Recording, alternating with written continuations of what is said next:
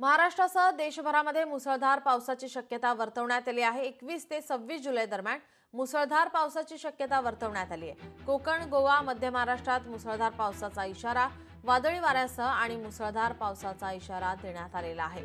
हवामान खात्याने दिलेल्या माहितीनुसार दिल्ली, एनसीआर मध्ये वादळी पावसाची शक्यता वर्तवण्यात येते।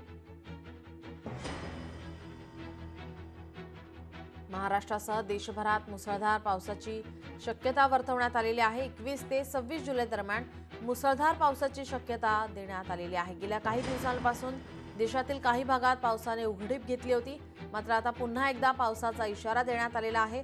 कोकण, गोवा, मध्य महाराष्ट्रात मुसळधार पावसाचा इशारा, त्याचप्रमाणे दिल्ली, एनसीआर मध्ये सुद्धा वादळी पावसाची शक्यता हवामान खात्याने वर्तवली आहे।